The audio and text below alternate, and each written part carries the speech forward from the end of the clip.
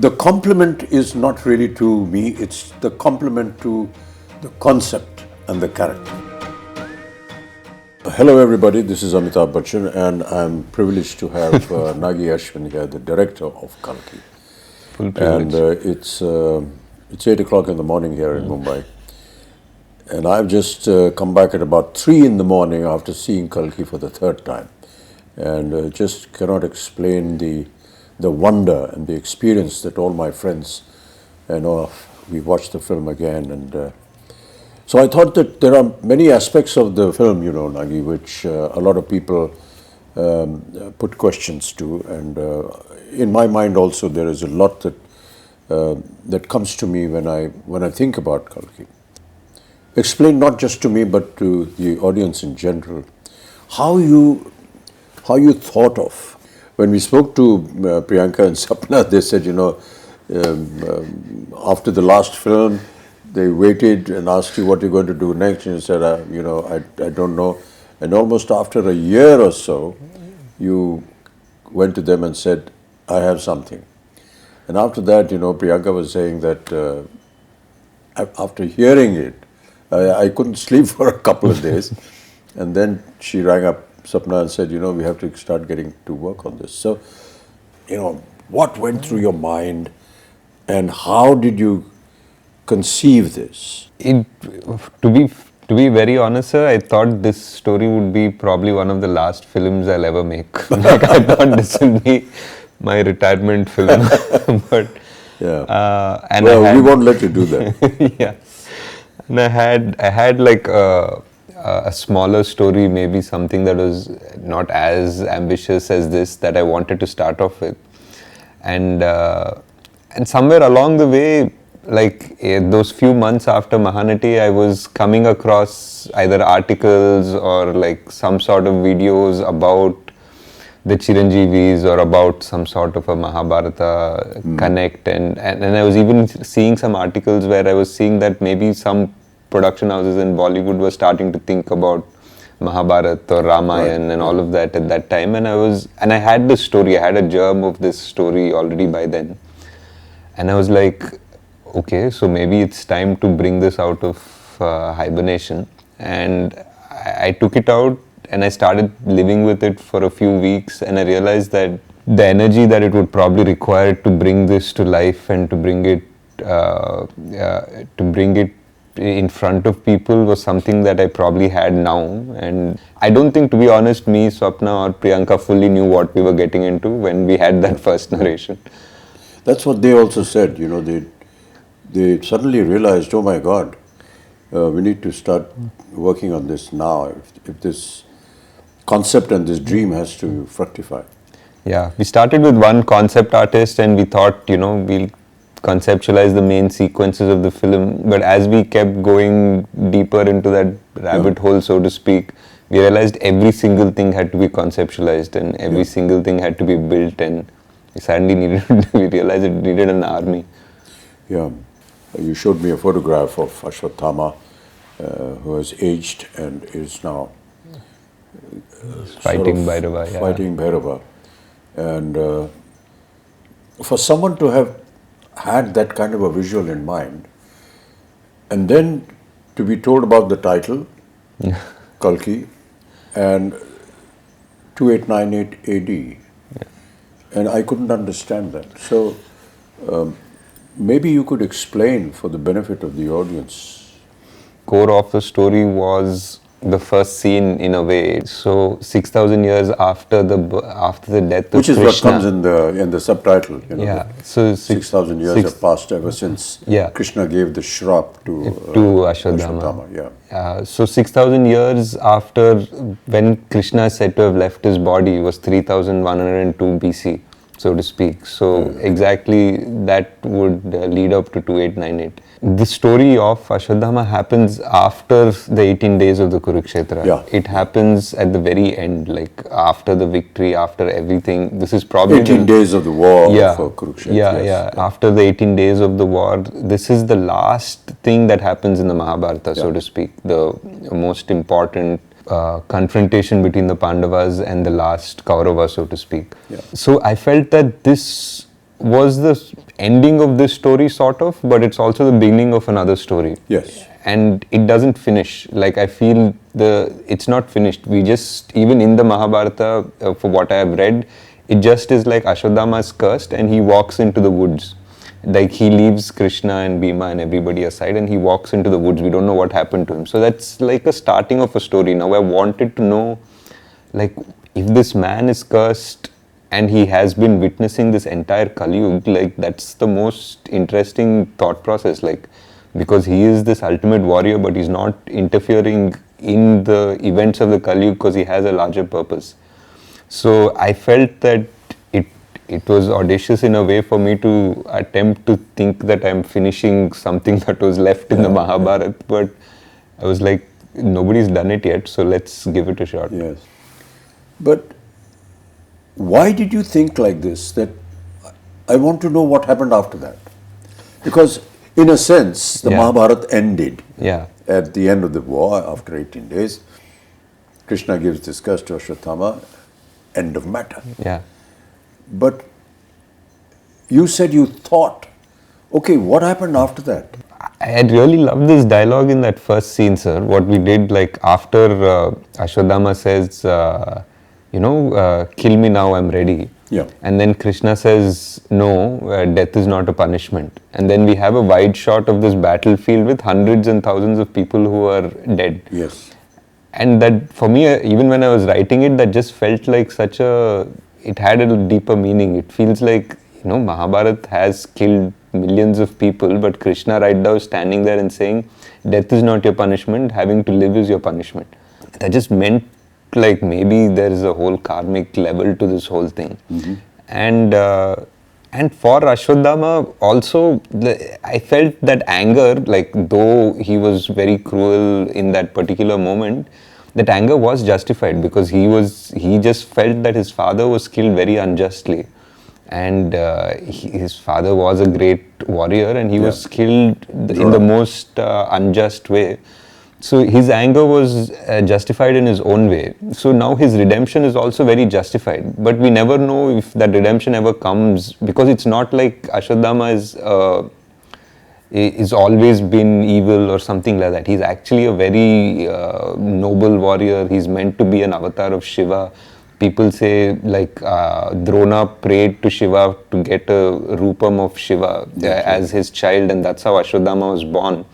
There's a beautiful, beautiful couple of pages in the Mahabharata that shows before Ashwatthama enters the Pandava camp to massacre the rest of the Pandava army, he sort of, Krishna had put out a barrier. He had put out, like, his magic in a way. He's put, like, the biggest celestial guardians around the camp, and he went back to the kingdom, and Ashwa came and he realized he can't cross those celestial guardians, and for that one time he became like a Rudra Roop, like he became Shiva. He entered one pyre and he came out like Shiva, and there's Kripacharya watching this and he became so scared, like he actually ran away from that scene because Ashwatthama was so terrible and so magnificent. So that character always intrigued me. Like, you can't have an avatar of Shiva who is the greatest, is the son of the greatest warrior, and not know how his story ended. So that was the point of evolution of the idea and thought of how to continue with this. Yeah. And he wasn't also, like, the most popular Mahabharata character, because from what we've usually exposed to in serials or books or anything, we know about the main ones. We rarely know much about Ashwatthama, but I feel he was multiple times capable of destroying the Pandava army if not for Krishna. Like, there were astras that only he could use and only Krishna knew how to stop them. After 6,000 years. Yeah. You hear the words of Krishna saying, that when there is no water in the Ganges. And these were all very symbolic but very pertinent little things that kept coming up. How did you conceive that the futuristic world 6,000 years from now is going to be looking like this? There were a lot of things that we try to extrapolate, sir. Like, for example, there is massive drought now. There is clean air is already such a problem in so many places in China or even Delhi, for that matter, that buying air is going to become a common thing. It's actually become a common thing already. And the fact that physical currency is not going to exist has already happened. So a lot of things that when we started writing we thought were very futuristic have already happened by the time the film released. And we had to just try to understand that if there is no water and the biggest problem is fertility, I feel, like of man and of the soil. Like, those are the two biggest things that will change the world.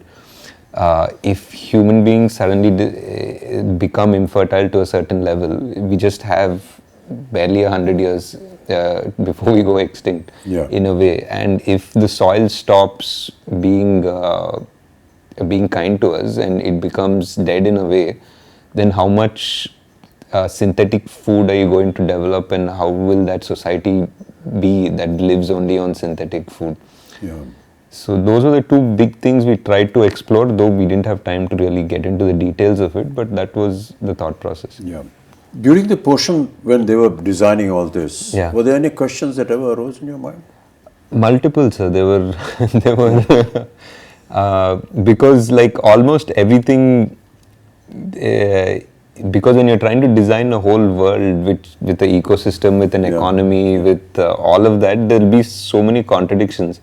Like even just the architecture of things, there'll be like, what are your vehicles running on? Like, if it's running on this, then why don't these people have access to it? And what access does the complex have? So suddenly we're designing a whole world, right from the economy to its power systems to grid to like, what do people do? How are they making money? And is there a welfare system in this world? Like, there's so much discussion, and after I think 5-6 days of brainstorming, we usually just stop and say, enough, let's get back to the story. I was talking to some people about Shambhala and what it was, and that is something that they said, that this Shambhala is something that is under the earth. It's there in the Buddhist thought process. I personally felt that there is a scene when Mariam comes forward before she sings that song, to that circular that design, mandala, which I don't know whether I'm correct in saying that, but it's a very Buddhist. So is that what went through your mind? It was, sir. I think the idea of Shambhala is something that is very similar to our culture and Buddhist culture, even Persian culture. They have different names for it. And I felt that it's very interesting that all of them have names somewhat similar also. Somebody calls it Shangri-La, somebody calls it Shambhala, and all of them say that it's a place where people are going to sort of retreat to in the Kali Yuga, when adharma becomes so much more outside, and that's where the avatar will come, the savior will come, so to speak. So I felt it's very interesting that so many cultures have the same idea. And the idea of the symbols in Shambhala was like a mix between the chakras that we have, the Sri Chakra and all of that, combined with the mandalas that Tibetans have, which are so similar.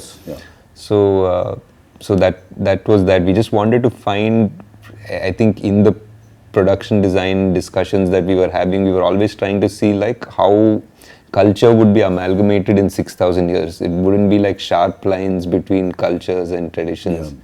Things would probably get merged a bit. But it's, it amazes me how one person's brain could have designed and thought of all these things. I couldn't have, sir. There was a production designer, Nitin Zihani. We had multiple meetings. We have a concept design team which is really good. They're from Jaipur, fully Indian, like Immortal Collective. We had an in-house storyboard artist, Venu.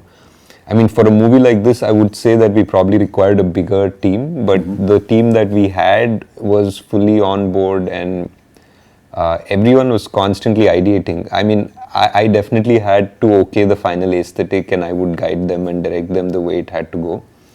But if not for the concept designers and Nitin's brain also, this wouldn't have come out the way it has.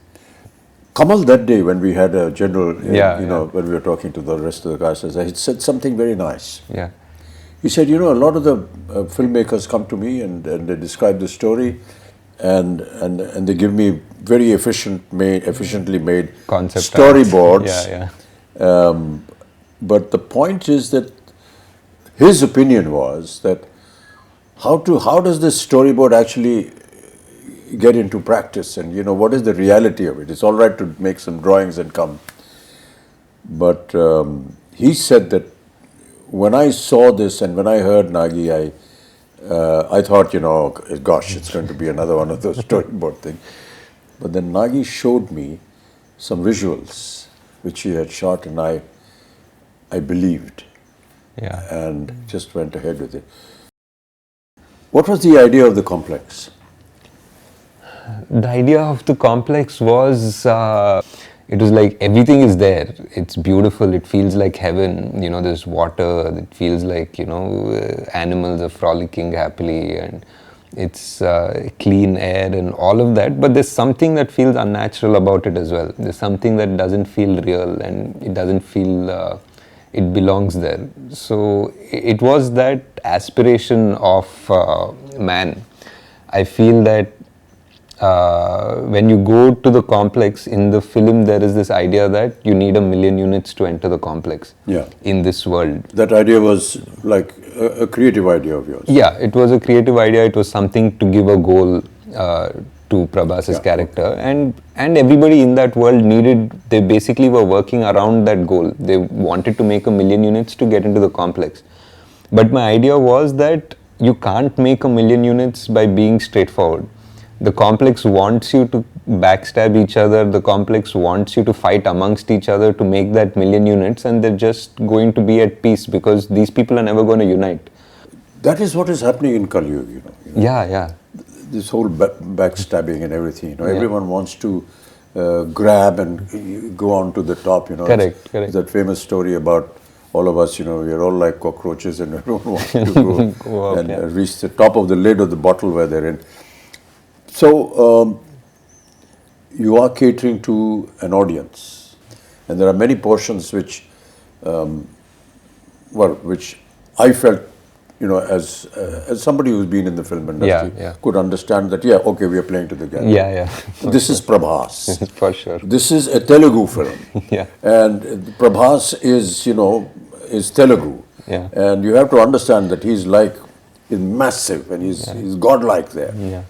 So many elements which a lot of people felt in the first half because of its length and so on and so forth. At times they were not able to understand, or say, come on, let's get on with the story. But the fact is that it's like an intro to the hero of the film, but not just the hero of the film, but also the hero for the Telugu-speaking nation. And that is something that, people perhaps overlook. But we have to give it to them. At the same time, giving out to the audience, I've never lost a fight and I never will. Which are actually Krishna's words. And you've given it to Prabhas, to Bhairav. True. But the point is that for the common language that the Telugu nation that is gaga over Prabhas, it has an alternate meaning as well. Also, And that is, those are the claptraps. For, I just felt it was a wonderful amalgamation of playing to the gallery, yet not entirely submitting yourself to them. It was a tricky line, sir, for sure. That's a very thin line. I mean, I would love to go and sit in a theatre in Hyderabad and sit with this Telugu-speaking audience when they're seeing this, because they must be going wild when they see Prabhas saying this, and all the comic interludes that he has, and they had wonderful little snippets, that she comes out with, which are valid for the film, yet extremely valid for the common man. I mean, how did you think of that? Like you're saying, it's a very thin line, sir. Like, there were a few things in his intro, for example. Like, I think a new audience from Paris wouldn't make anything of it. Because there's a hologram that is glitching. it says possible rebel, 5-star bounty. Yeah. And then it just glitches just for a moment right next to Prabhas and says rebel star for like an instant. And that's a claptrap for sure. Yes, yes. And but for anybody on the outside, it doesn't make any difference. It was hard to design something like that. And there was something also where Bujji says, even I have some fans, and Bujji says, yeah, you have a rebel fan. Yeah. and again, for another audience, it doesn't make any difference because he was a rebel. We established right. that. No, that's what I felt. It was a brilliant amalgamation of playing to the gallery playing to the audience in Hyderabad, yet not moving away Yeah. from the concept of the film. Yeah. The concept of fertility, Yeah. was that a story imagination, or is there some kind of a link? It was a bit of a story imagination, sir. It felt like in the Kali Yuga, like what is the last thing that can be taken away from us is the gift of life. People's morality and this and that and everything. And the last thing that would die is the actual gift of life, like whether it is food or whether it is the chance that we procreate and make and continue our species. So just the fact that, that there was a dialogue which said that I will be born in the last womb of the Kali Yuga. So that was there in one of the earlier drafts, and it felt like that was the most dramatic way to introduce our savior. Yeah. And a lot of questions being asked is, how do you manage to perform when you don't have the props around you? Yeah. We really tried in this film to build as much as we could, sir. Like whether it was the off sector where there was desert and the truck and everything, or Shambhala, the bridge. We tried our best to give as much, but yeah, there were definitely sequences where it was just a blue screen. And Yeah.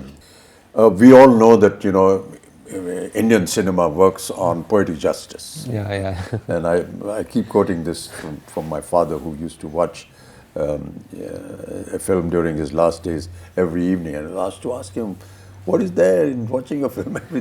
So he used to say that, I get to see poetic justice in 3 hours.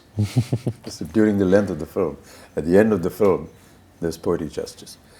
To bring that kind of poetic justice Yeah. in Kalki, in the Mahabharata, is it going to be factual? Is it not? I mean, this we will discover in part 2. But did it ever cross your mind that, there has to be this aspect of poetic justice in the film? Definitely, sir. I think so. I think Ashwatthama's character itself is that idea of poetic justice. The way his character starts and the way it needs to finish. Yes. Yeah. There are many little things which, which were done and shown in the film, Yeah. but its essence was actually realized by the audience. Yeah. It's like Sumati's Agni Pariksha in a sense. Yeah. Which was so beautifully done. Yeah. And we talk about Agni Pariksha, but we never visualized that it could be like this. Yeah. And you have the carrier of the next avatar go through this Agni Pariksha, which you show Sumati walking through this, ball of fire, and nothing happens to her. Yeah. Whereas when the fighters go through it, it just burn up. Yeah. So, what was the thinking behind that? That is definitely one of my favorite sequences in the film, because it also parallelly brings in all the 3 characters. Like it brings in It's a kind of a chastising of Sumati in a sense. Yeah, in a way. And Ashwa realizes at the same time, Bhairava at the same time. And for me personally, it was the reference of the Krishna and Vasudeva walking through the river in the Dwapar Yuga, like as the river parts for them. It felt like in the Dwapar Yuga, the water element parted for God to give him safe passage. And for me here, it felt that the fire element parted for God to give him safe passage. Yeah. So that was my thought process. Yeah. I mean, there were so many challenges, even from the point of view of, say, the DOP or the cameraman and everything. Yeah. You have an 8-foot giant, Yeah. and you have the rest of the cast here. Yeah. And there were so many times when we took hours, because how do you light up a place where you're going to see both the characters together. Correct. So my lighting is going to be different. Yeah. And my whole atmosphere is going to be different. My concept of looking down to talking everyone, And everyone's looking up to talk to me, and how we actually managed to do that. Yeah. There were times when I was having this little stick poking out from behind me and saying, my face is not here, it's somewhere up there. And it was quite amusing, but how wonderfully it all sort of... It all came together. Like how many times we had to do each shot 3 times or 4 times. Yes. Yeah. Even when I was writing, I always thought Kalki was 2 watches. Like it was a repeat watch. Like the first time you watch the film, you watch the film. And the second time you watch it with the perspective of having seen it again. So you see so many things in a new perspective almost. Yes. In a way, it's almost a new film the second watch. Yeah. So I always felt it was a 2-watch movie at the least. And it's great because I think we went for the evening show, like all of us, to see it, and on the first day. And by the evening show, there were people who already knew the dialogue, so they were already watching it the second time. Yeah, I finished seeing it for the 3rd time last night. I'd really like you to just kind of summarize the whole experience before we end up talking. Yeah. Because we could just carry on, For a long time, yes, sir. I think for me, it was just, it was a dream definitely to put together this world and all of the influences and the stories that I've loved, and putting it together in a world in a coherent and an understandable and enjoyable way. And to see now today that dream has come true and people are actually agreeing to watch such a film and love such a film and accept it. It's not just, I think, just for us as a team that's been working on it for 3 years, and the actors that have put in so much time to do it. It's not just a win for us, I feel. I feel it's a win for the industry in a way, because like producers, actors, directors, writers now have a validation that they can think differently. Now they have a validation that they can greenlight projects which probably wouldn't have, because now there's a Kalki. Now there's a Kalki, a producer will listen to a story that is a mytho or a fantasy or something, and an actor will be okay to greenlight a script. So I think we have moved forward in the right direction, and I'm very glad that Kalki was able to do something to have that change happen. I just wanted to, I mean, we won't get a chance as often, so I just wanted to ask what in the scenes that you've done, like what were your favorite scenes in the film? It's very difficult to pick one particular scene, Nagi. And I'm not just saying it because I'm a member of the cast and crew and it's our film, but quite honestly, it's very difficult. Really, the purpose of talking to you, Nagi, was that. That it's, yes, it is a film. Yes, it is make-believe. But it's make-believe. It's the belief that we want you to go and see, because it's been made with belief. And that belief is what is the strongest point that I feel in the film. And each time I see it, it's that belief. I hope that, the audiences will go and see this film with the kind of interpretation that Nagi, the director, had, and his vision, and the way he has explained the many aspects of the story. It's a film that anybody will identify with, because it's, good over evil, and all our films are like that. But to give it the depth and bring that mythological history, culture into the open and prove it, that is what was challenging for Nagi, and that is what I find he has been able to find victory in that challenge. Now we wait anxiously for part 2. How is it all going to end? And so we look in great anticipation.